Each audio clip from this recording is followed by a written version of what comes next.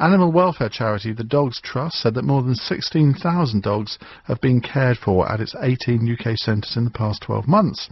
It's launched its festive campaign, A Dog is for Life, Not Just for Christmas, to drive home the message that potential owners should carefully consider what is involved before getting a pet. The campaign discourages giving an animal as a present, and in line with this, the Dogs Trust doesn't rehome any dogs between December the 22nd and 29th, or until January the 2nd at its centres in Scotland. It seems to me ridiculous that anybody should ever give a dog, or indeed, frankly, any animal, as a present, because you can't know whether the recipient of the present really wants one. And just because maybe they've had a pet in the past, that doesn't mean to say that they're in a position where they can have another one. So, several questions for you to answer tonight. I want to know if you've ever been in the situation where you've had to give a pet away. What did you do?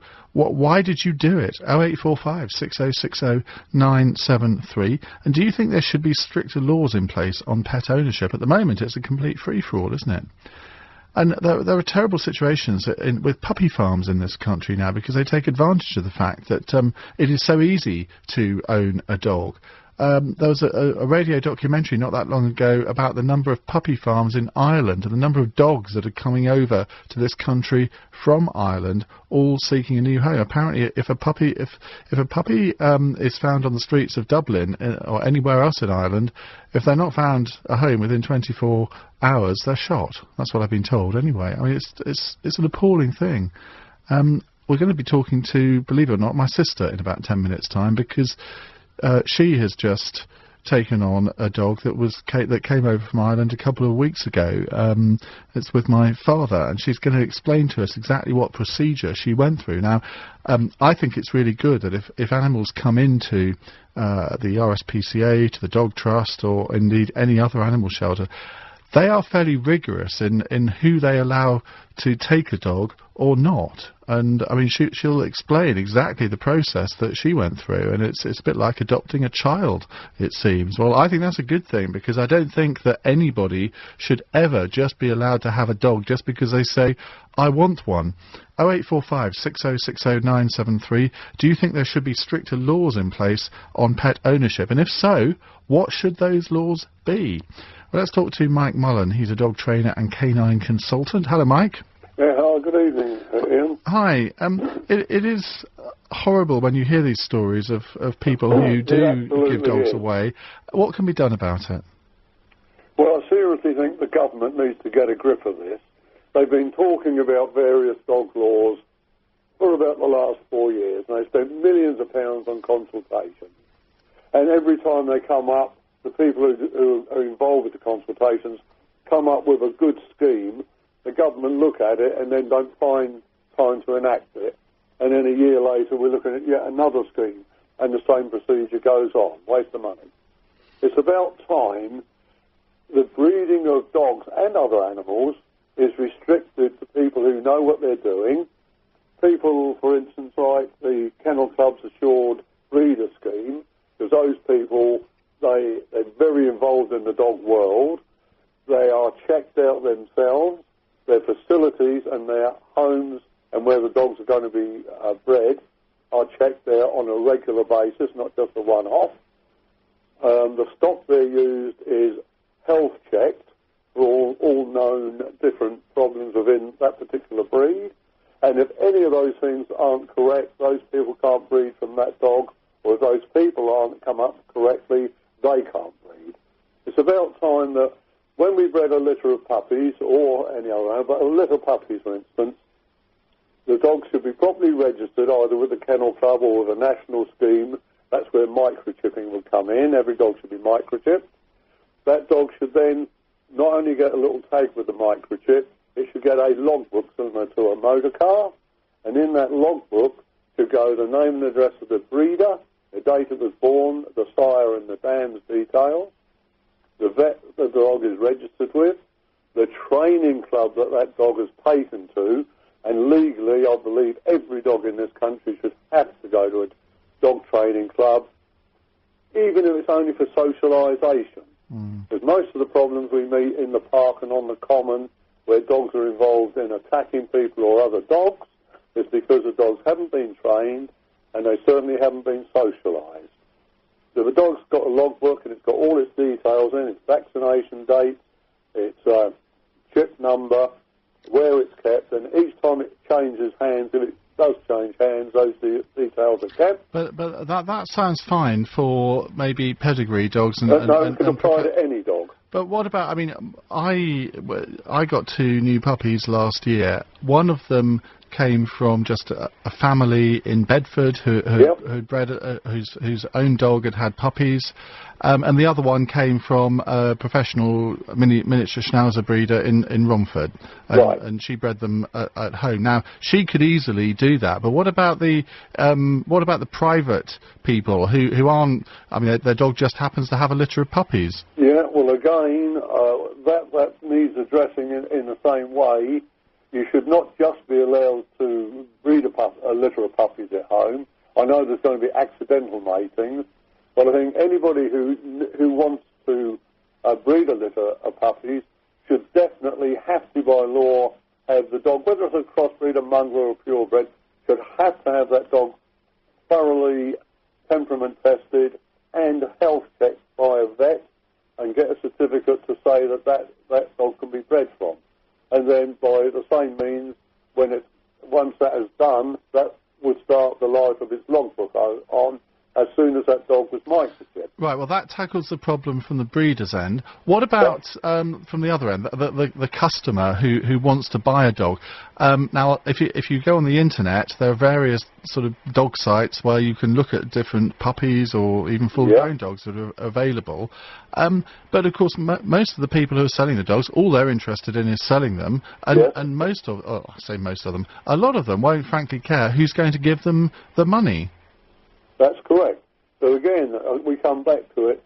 No, a person should just not be allowed to breed a litter of puppies without the dog, as I said, has been health checked by a vet, and the vet carries on an authorisation scheme. And those puppies must be seen by a vet when they're born. They must be microchipped before they go anywhere, and the logbook must be issued. Now, if I wanted to buy a puppy, I mean, I'd know where to go, obviously. But if I was Joe Bloggs, I would definitely, people come to me all the time for advice on, we're looking for a family pet, Mike. And I say, what do you want the pet for? Is it just a family pet? Do you want to do obedience with it? Do you want to do working trials with it? Whatever you want it for, let's look at the breed specific, because there are so many breeds of dogs that people, I want to own one, I really want to own a Rottweiler, I really want to own an Akita, I really want to own a Bull Mastiff. Lovely, lovely dogs in the correct hands, but not necessarily suitable as an out-and-out family pet. If you're a mother with 2 or 3 kiddies around the home, Dad's working, you've got these 2 or 3 kiddies, that dog is not going to get taken to training classes, it's not going to get exercised correctly. That is not a good dog in a family home under those circumstances. So people really need to take advice. What sort of dog would suit me in my home, where I live? I live in a flat, so I don't want a Bull Mastiff. Although there's a park across the road, I work 14 hours a day. All this should be taken in. And I think before you're allowed to buy a dog, whether you get it from a breeder, whether you get it from a rescue centre, you should, by law, firstly, have to go to a dog training class before you get a dog and learn about vaccination, grooming, feeding, welfare. Once you've satisfied the dog training club that you can do that, you can obtain your dog, and then you must go back to the dog training club by law with that dog and get it to a reasonable standard of obedience and socialisation. I think there's a lot to be said for that. Mike, thank you very much indeed for joining us. That's Mike Mullen. Let's go now to Claire Kennett. She's a spokesperson for the RSPCA. Claire, good evening. Now, I think you heard most of that conversation there. Is there anything that Mike said that you disagree with? No, it all sounds like really good, sensible advice.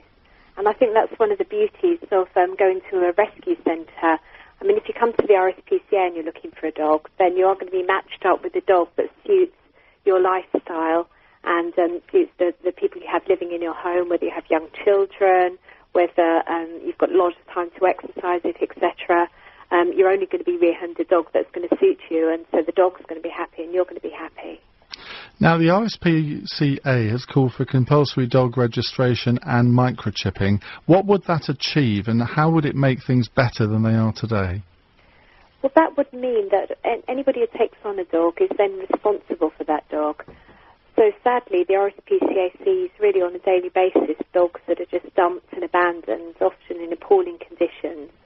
And often it's very difficult to trace the owner of that dog, to actually find out who's treated it like this, to prosecute the owner and to get some justice for that dog.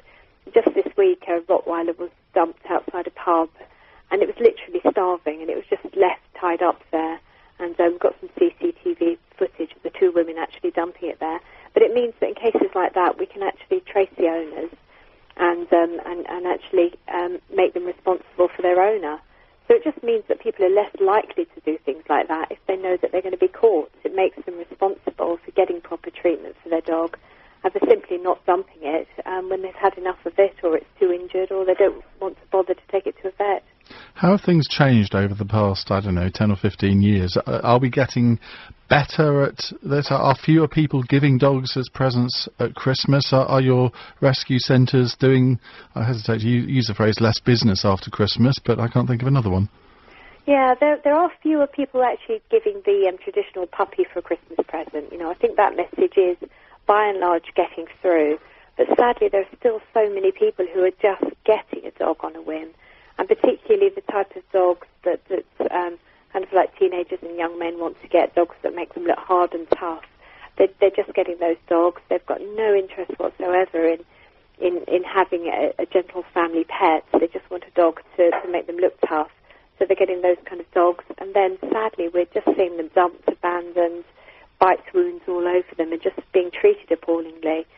So although the trend for buying the puppies at Christmas seems to be diminishing, there are other things taking over which are just as bad, if not worse. Well, Claire, thank you very much indeed for coming on the programme. That's Claire Kennett from the RSPCA. Well, the message is, as ever, every Christmas, do not give a dog as a present, because you cannot know whether the other person will want it. You might think you do, and they might say thank you very much indeed and pretend that they're very pleased. And then 3 days later, take it to Battersea. Battersea Dogs Home is a most marvellous institution. I got my first dog from there in 1997, Jack Russell, called Geo. Absolutely wonderful dog, and he won first prize in the Lottery of Life by us choosing him. He had the most fantastic life, but he could have. He was actually born there because his mother was abandoned, and he was actually born at Battersea. And I just wonder about the mentality of anyone who can just physically abandon a dog, like Claire said about the Rottweiler. What on earth possesses someone to do that? I know I'm not going to get any calls from anybody who's actually ever done it, but let's try and get into the minds of people that do that. And have you ever known anyone that's done it, and what have you said to them? 0845 6060 973. How do you think the law should be tightened on pet ownership? It's 17 minutes past 8. 21 minutes past 8 here on LBC 97.3. We're talking about the fact that so many people seem to think it's okay to give dogs as presents, and then the recipients either abandon them or take them to a dog's home. I'm wondering whether you think there should be stricter laws in place on pet ownership. Of course, not everyone does it for the wrong reasons. I suspect that there are some of you who've had to admit that you're not the right family for a particular dog, and it must have been a terrible decision to make to admit that. And what did you do then? 0845 6060 973. A couple of your texts. It says, I'm an accredited breeder of the Rottweiler. I once had a phone call from a man who wanted a puppy of mine, but he stated he didn't want it to grow too big, as he'd had a Rottweiler before, and it grew too big, and his children were afraid of it. So he wanted a small Rottweiler. Dear, oh dear. Gary says if it was made harder to get an animal, it would naturally be harder for bad owners with previous animal welfare issues to own an animal. That in mind, a bad owner will now probably destroy an unwanted animal themselves, possibly without care or consideration to the animal, and without caring if the animal suffers during this process. Therefore, the rules would cause more problems than solutions. Well, one thing I think here is if people go to an animal shelter like Battersea Dogs Home or one of the RSPCA centres, you probably think you can go in, choose a dog and walk away with it. Well, it's not quite that simple. So I thought we'd find out the process that you have to go through, and who better to talk to about that than my very own sister Sheena, who's just gone through that exact process. Hello, sister dearest. Hello, dearest brother, and how are you? I'm very well. Good. Now, tell us exactly what you've been through, because our father decided that he wanted a dog, and he's 83 years old, and I think you and I thought that might be a little bit of a problem. Take us through what happened next. Well, I was tagged in Facebook by a very good friend of mine from a site from the Heathlands Animal Sanctuary in Royston, and it was this most gorgeous golden retriever, and I instantly fell in love with it. Dad happened to be at my house, and he just looked and said, "That's my dog." And I looked on the website, and you could phone between 11 and 4. So the next day, 1 minute past 11, I phoned. I was on redial for 45 minutes, unbeknown to me that they were actually closed on that day. So I was very disappointed. Phoned the next day, 1 minute past 11, and left a message. And Julie, in the afternoon, the phone rang, and it was Heathlands Animal Sanctuary, a lovely lady by the name of Gillian, who asked me question after question after question. And I did feel I was digging myself into a deeper hole, because I was completely honest, saying... Because there is a temptation here to slightly embellish the truth or even lie, particularly, I think, when the dog is going to someone who is, shall we say, of advanced years. Absolutely. And, I mean, Dad is 83, but he's fit as a fiddle, he's a farmer, and I explained all this. But when I said my 83-year-old father... the dog would be living on a farm with no fencing, and I know some shelters, if you don't have a fence, don't even bother ringing. And then I was asked the question, do you have a child? Well, yes, I have a 7-year-old, and I'm thinking, this is going horribly wrong. But loads of questions, and I do appreciate all these questions do have to be asked. I was asked, where would the dog be living, as in the house or outside, and I was very careful. I said, well, it would be living in the house. I didn't like to say, actually, probably on the bed with my dad. And I didn't think I would hear back, because I thought that they wouldn't like me because of all the things I'd said. And the dog, who spookily is called Sasha, who, as you very well know, Dad's last golden retriever was also called Sasha, was arriving from Ireland the next morning. And anyway, Friday... I got a phone call from Gillian to say Sasha had arrived. She was very beautiful, and she'd gone to her foster home in Bury St Edmunds. And I suppose I never knew that there were people that foster dogs like they foster children. I'll tell you what, I know which one I'd rather foster. And it isn't a child. But the Heathlands Animal Sanctuary, they're all volunteers, and all the dogs, they don't have their own premises. All the dogs go to foster homes, and having been to the most gorgeous home in Bury St Edmunds, Claire and Nigel, they made us so welcome. And, you know, total strangers going into their house, and I have the most admiration for all these people, because they fall in love with these dogs, and I know they fell in love with Sasha, but unfortunately for them, she's now off. And we went, visited, and then we had to have the home check. And we'll just stop there a second. But what happened when you went to visit the dog? Because it was, again, a little bit spooky, wasn't it? Well, it was. I took my dad, my daughter, my partner. We turned up at the house. I said to my little girl, you mustn't grab the dog and stroke it, because they didn't know what it would be like with children, because the dog has come over from Ireland. And just to say that the dogs are kept in a pound for 5 days before they're destroyed. It isn't 24 hours. It is 5 days. But it's still a horrible thought that she could have been destroyed. Anyway, the door opened, and Sasha just stood there, and I just looked at her, and she was identical to our first Sasha. And Dad walked in, he sat on the sofa, and she just went and sat next to him. And the tears just rolled down my face. I did apologise to Claire and Nigel for the tears, but it was just so spooky. And it was just, she kept going to all of us. It was lovely. We all fell in love with her. And then we had to leave. And then Claire said we would be hearing from Gillian, which I did. Fortunately, they did like us. And we then had to have a home visit from one of the local fosterers. And when she rang, she said that her name was Jane, who obviously is our mum's name. So it did get even spookier. And everything, I have complete praise and admiration for Heathlands Animal Sanctuary. They were simply amazing. And my dad is our dad is the happiest man on this planet. And that is his present for Christmas, and it's the best Christmas present he could have ever had in this world. Well, indeed. And, I mean, how long has the process taken from beginning to end? What, a couple of weeks, 3 weeks? I phoned 2 weeks today, two Thursdays ago. She arrived in this country on a Friday. Gillian said give her a couple of days to settle in the foster home. I couldn't. I phoned that night. I did apologise for phoning straight away, but Claire was absolutely fine, and she said she would have done the same thing. We went to see her on the Sunday. The home visit was the following Saturday, and we picked her up this Tuesday. They were simply brilliant. Then we had to go over and sign the adoption papers Monday, picked her up on Tuesday. But, I mean, for people to do that, Claire, we picked Sasha up on Tuesday, and then she's got 2 more puppies arrived on Wednesday from Ireland. And I know for a fact... Why are they all coming from Ireland? Well, there's so many dogs there that need rehoming, and unfortunately, I don't think they can. There isn't enough people out there to actually have these dogs. So, if anyone does want to be a fosterer and would like more information, then please do contact Heathlands Animal Sanctuary. And just another, fact I could not believe, their vet bills are £7,000 a month. Wow! Because they pay for everything, obviously, to ship them over.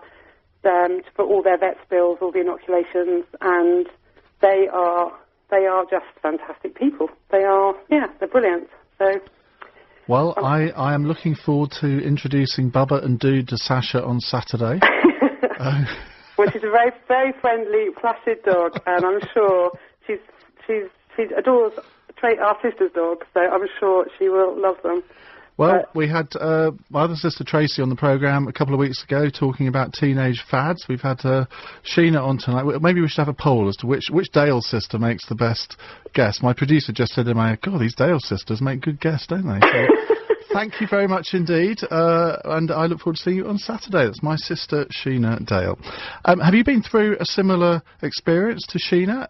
Did it work for you? Do you think that these questions that are asked, are they rigorous enough? Do they really weed out the people that need to be weeded out? 0845 6060 973. You're listening to Iain Dale here on LBC 97.3, and indeed Sheena Dale. It's 8:30.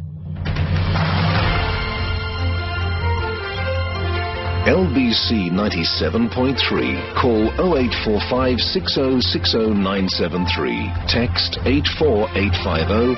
Tweet at LBC 973. This is London's biggest conversation with Iain Dale. 27 minutes to 9. I suppose we'd better get my dad on next, hadn't we? The trouble is he's so deaf that he wouldn't be able to hear any of my questions. Chris the cabbie says, Sheena and Tracy Dale, that's so Essex. Do you know, my sister Tracy, she always refuses to say she comes from Essex. She always says, I was born in Cambridge. Whereas me, I'm really proud of the fact. Right, we're going to encourage you to give us your views on dogs and whether the laws on dog ownership or pet ownership in general should be tighter. 0845 6060 973. That seems to be the view of the professionals in the dog world. It's certainly the view of the RSPCA. Have you ever had to give away a pet, though, where you've just discovered through no fault of your own, you genuinely thought that you were doing the right thing and then suddenly it just hasn't worked out? What did you do? 0845 6060 973. Theo is in Ealing. Hello, Theo. Hi, Ian. I was exactly in that situation. Oh, right. What happened? Well, I've always wanted a dog from a young age, and when I first got my own property and sort of I had my girlfriend, we decided to get a dog, and that was all great. We got a second dog, which was even better. And we loved it, and subsequently the relationship failed, and I was left with the 2 dogs, and I tried looking after them for a year after sort of the breakup, but due to working in the sales environment, I was sort of out of the house at 7 and back in at 7 or 8, so it was the hardest thing I've ever done, but I thought it was the fairest thing for my pets that I loved. What did you do? Who did you talk to about it? Because I mean, I try and put myself in your position, and I don't know how I would do that. Well, I don't know how I did it. I do know I was crying like a baby. And it's funny, actually, on the very last day before I gave the second dog, who was a boxer, to a family, he was quite a naughty little dog in that he was sort of quite full of life. But on that last day, he behaved as good as gold. I mean, it was actually very touching, very, very sad. But the difficulties I had was that for quite a while, I was trying to find a way to find another home for my pets. And the difficulties I encountered were immense. No one wanted to take them. So my point is, it's all good about putting the tests and doing all of these things to make sure that the owners which are looking at buying a dog are responsible. But when something does happen in my situation, which was, I had them for 5 years, so it's not just a question of one day deciding I don't want pets anymore. If someone was made of lesser stuff, they would have just left them on the road because I had no options to turn to. The Kennel Club didn't want to know. They just said we're full, as did the Battersea homes. And I feel that the help that is there is only reserved for the dogs and animals, rather, which are left on the side of the street. So how did you find new homes for them? I just kept phoning up every week. I spoke to people that I knew. I spoke to families that I knew. And I just, every few days, I would phone up and say, have you found anyone? Have you done this? It took me over 4 months to do that, of continuously phoning up. But I would do that because I viewed them, obviously, as an extension of my personal family. And, of course, I would have done anything. So, I mean, that's my point, really, sort of to see it from the other end. Sometimes perhaps someone who's in a very depressed situation can't manage to find another home. You could understand how perhaps at the end of his tether with no help, how that could happen. I'm not excusing it, but it does happen. But I'd actually like a little bit of advice, if you don't mind. I'm not sure I'm qualified to give it, but I'll do my best. We have a next door neighbour that has a dog. And they're a nice family, don't get me wrong, but, they don't look after their dog. And the dog lives outside. It's a pack dog, and it lives outside, and it doesn't have a proper house. It's got it's got a drawer, basically, as a place to sleep outside. And I want to talk to them about this, because I don't think it's right for the dog, but how do you do it? And how do you make sure that the dog is being looked after without upsetting that dynamic between the neighbours? If you genuinely feel the dog is not being looked after properly, how do you go about trying to do something about that without shopping them in, as it were? I have absolutely no idea, Theo. I mean, because I suppose, if they know about your situation, I suppose if they want to be funny, they could just say, well, I'm not taking advice from you. You gave away your dogs, at least we've kept ours. That's what they'll probably, if they want to be funny about it.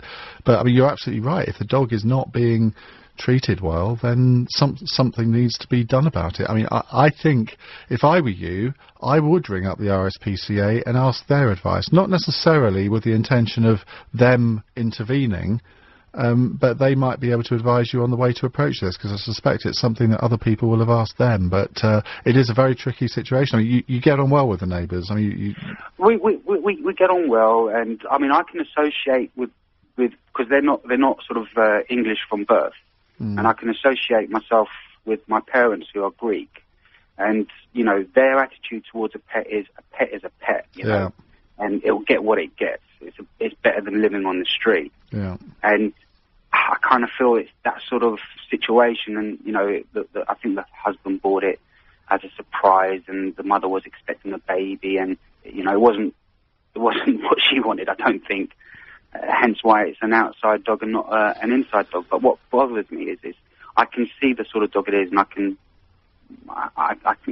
I feel sorry for the dog, and you know, when you just see it and it's just sort of sitting outside in the cold weather,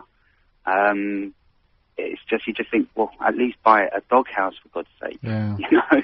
Well, you see, this is the thing, that there are two sorts of people in this world. People like you and me who view dogs, pets, as extensions of their family, and other people who think that we're completely soppy and haven't got a clue. I mean, we're just not normal for thinking of pets as kind of family members. And I mean, I grew up with always having dogs at home, and still have them now.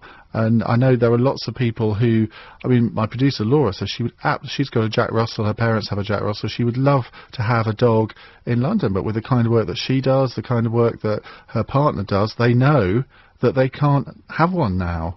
I just said to her just before I came back in the studio during the news, I said, well, it's quite simple. Move out of London, have babies, and you can have a dog. Simple as that. But Theo, do ring up the RSPCA, because I mean, no one likes to see any animal that isn't being treated properly. And I'm sure, as you said, your neighbours are not bad people. They just have a slightly different attitude to their dog than you or I would have. Thank you very much for a great call. Margaret's in Teddington. Hello, Margaret. Oh, hello. Hi. I've actually got 3 lurchers, and they're rescue lurchers. And they're big dogs, aren't they? Well, 2 are sort of medium size, and the other one is, a little bit big. But however, they came from a rescue centre, and one of the issues that they always try to impart to people taking on rescue dogs was give them time to unpack their baggage, because they will come with a whole load of baggage that sometimes you don't know what they've had, what they've been subjected to, and all the rest of it. But just listening to your last statement about a Jack Russell, to be honest, somebody who owns a Jack Russell really ought to know what that sort of dog is. It's a terrier, it's a hunter, and that has been one of the sort of dogs that's actually caused more trouble and hurt more people, and chases, certainly on the common, more people who are runners or cyclists or whatever than ever my lurchers would. They do it with the best of intentions, though. I mean, no, to be honest, the biggest lurcher, and he is quite big, he will run after them and then overtake them, and when they've run out of puff, and that is a cyclist, he'll come back. But Jack Russell, I think, ought to be honest, with seriousness, ought to be put on the dog register list. Really? Absolutely, because if they look small, but they are, if you look at them, they are a lovely little dog, but they are terriers that were bred to do ratting and hunting and all the rest of it. And I think, to be honest, the problem with dogs, and I have an issue with my family at the moment because I've got 3, and I've also got grandchildren. People need to know what they've got. Well, you are right, Margaret. And I mean, Jack Russells, I've had Jack Russells all my life, and I think they're the most wonderful dogs. They're the most wonderfully loyal dogs. They're real character dogs as well. And my current one, Dude, who is the soppiest dog you could ever hope to meet. He's 18 months old. I don't think he's ever growled, let alone tried to nip anybody. But you're right. My previous Jack Russell, Geo, he did not like children very much, partly because he wasn't used to them. And dogs are no different from humans in that respect. If they're not used to something, they will be frightened of it. And if it then does something unexpected, then they will give a little bit of a nip. And you're right, Margaret. You have to know the dog that you own. Thank you very much indeed. The time now is 8:45. LBC 97.3, This is London's biggest conversation with Iain Dale. 8:47 coming up at 9. It's the LBC Book Club, a special edition this week. We've got 2 weeks where we're going to have the best of the year, and we're starting that this week. We have Peter Hennessy, Jack Straw, Lady Pamela Hicks and Mary Robinson for your delight and delectation. Next week it's going to be Joan Rivers, Joan Collins, Claire Balding, and I'm trying to remember who the fourth one is. Miranda Hart. Oh, is it Sue Townsend? I thought it was... Right, OK, it's Sue Townsend, not Miranda Hart. Miranda Hart's been dropped, apparently. Hope she's not listening. Now, we're talking about dogs. Maddie in Walthamstow says, we have a rescue cat from Chestnuts near Epping. The same checks as Sheena. They do a fantastic job. I suppose it's because the animals can't be let down again. Avril in Beckenham says, your sister sounds lovely, Ian. You should meet her. Very caring, and her descriptions were very moving. Nick says, just listening to your Sasha story, we had a golden retriever Ollie put down last year. He was 14. I know your dad will get a lot of pleasure from Sasha. Let's go to Susan in Coulston. Hello, Susan. Yeah, hello, Ian. Thanks for bringing up the puppy farm saga. They're a bit grim. I do a bit of fostering. I foster for the Dogs Trust, and I've also fostered for a charity in Kent called Last Chance. And they have a lot to do with Wales. And at the moment I've got this pathetic little thing. She's a little poodle. She's about 9. They reckon she was bred beyond, to her last sort of what she could ever do. Yeah. And she's blind, and it's very tragic. I should think these people supply internet, pet shops. And if anyone's sorry, I don't know, it breaks your heart. Well, it does. I remember when we were looking for a Jack Russell, and we found one on the internet, somewhere near Hastings, I think it was. Yeah. And my partner went to have a look at it, and it was clear that it was just one of these puppy farms. Yes, and came back, and it was just, it was a terrible experience, actually. If you could see it, all your listeners, it'd break your heart, because now I've got a fosterer. She's so traumatised, and she was just chucked out. The end of her... she did what she wanted, they wanted for her, and that's it. She's blind, and she's traumatised, really. Mm. But I also hate the fact that you can get dogs so cheaply on the internet, a well-known internet site. You can look on there. A little while ago, there's a Staffordshire Bull Terrier, starting price £1. Oh, you're kidding? Yeah. I don't think anyone can ever solve this unwanted dog. Was this on eBay? This is on that awful Gumtree. Oh, Gumtree, right. Yeah. Okay.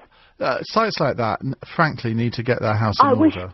I wish something could be done and just shut them down, because people are just putting these dogs on. A Staffordshire Bull, £1 starting price. It's very tragic, isn't it? Yeah.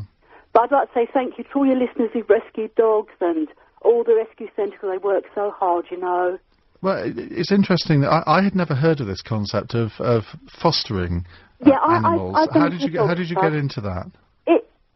You just apply to these rescue centres, and they're so grateful, because a lot of these dogs don't cope in kennels. Mm. They can't cope, you see, so they're going to get more distressed.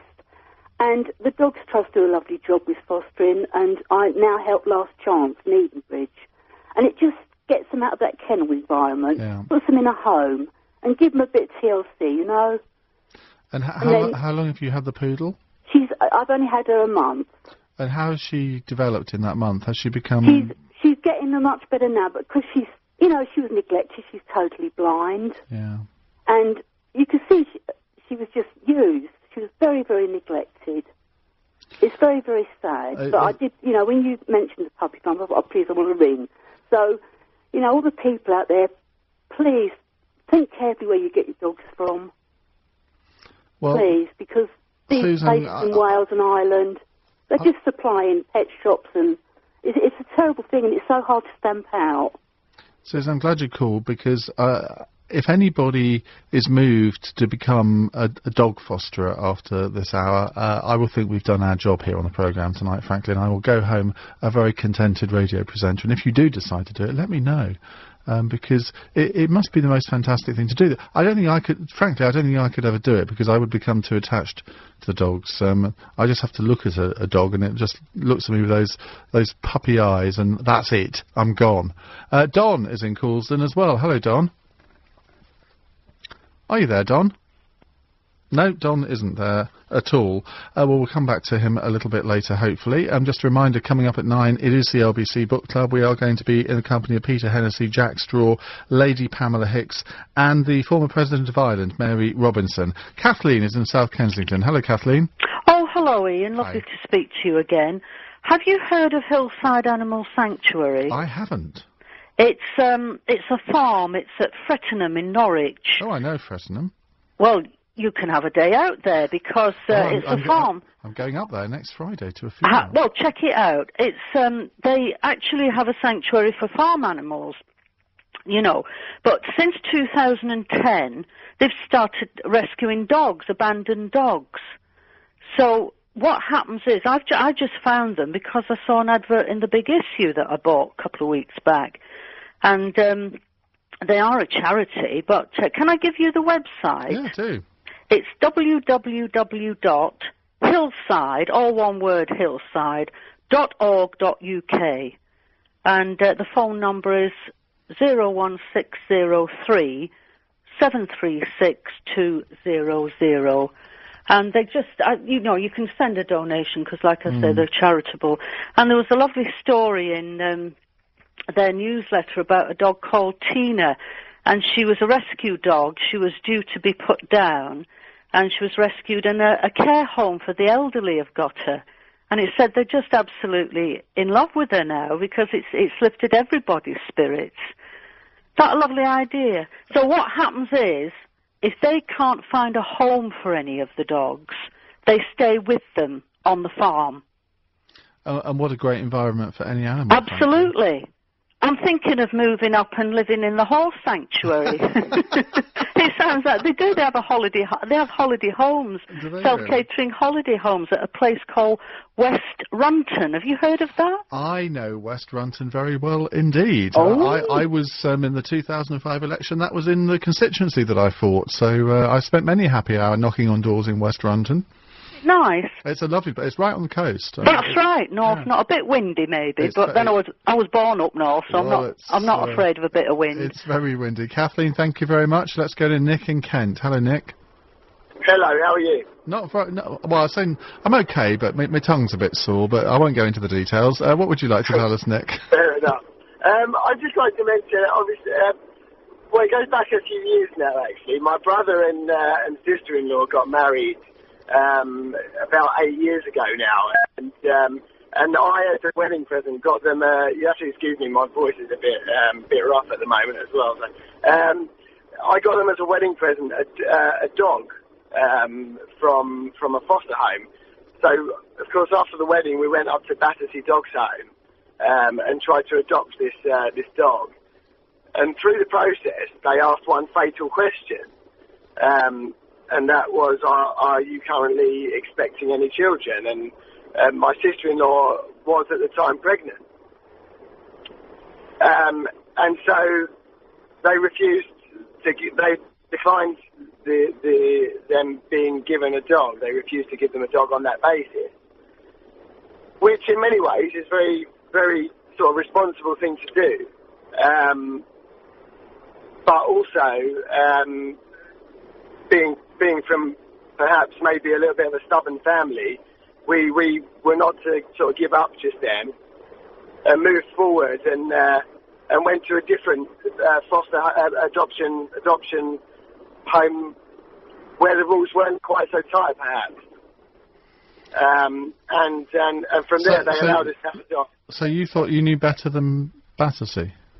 We've come from a family probably much like yourselves, where we've had dogs all of our lives, and we know very, very well. And far be it from me to say I know better than Battersea, because I definitely don't think that at all. But what I do know is that my family and particularly my brother and sister-in-law would give a lovely dog a great home and a great life. And so what happened, they fell in love with this beautiful lurcher, actually, as it was, who had obviously come from a background. He was quite a timid little thing called Hamish. And he's a lovely little thing, and they brought him home. I paid the money for him. He had all his jabs and everything, and got them everything they needed for him. and that goes back sort of 7, 8 years now, and he's had an absolutely fantastic life. And bless him, he's a lovely little dog. He's such a harmless little thing. He's obviously, wherever he came from at that stage, he was obviously mistreated, because you lay your finger on him and you even go to pick him up, and he lets out an almighty yelp like you've done the most excruciatingly painful thing to him, just out of fear, I think, more than anything. But he's such a loving dog, and he's had such a great life. And my brother and sister-in-law now have got 3 children. The oldest one now being 7. And so, although the rules are there, and rightly so, sometimes you can't judge just by a questionnaire, I don't think, whether someone's going to be a good... So it's a very difficult predicament to be in. I mean, I've got a young baby now myself, and when my wife was pregnant, we decided, being that there's going to be someone at home now, that it's the right time for us also to get a dog. And we've got a St. Bernard now. Wow, now that is some decision. I mean, that's a big dog. Yeah, absolutely. And we've come and that's only really because I've got a background. My family, my parents have always had Great Danes before, and have recently just got a puppy Great Dane, actually.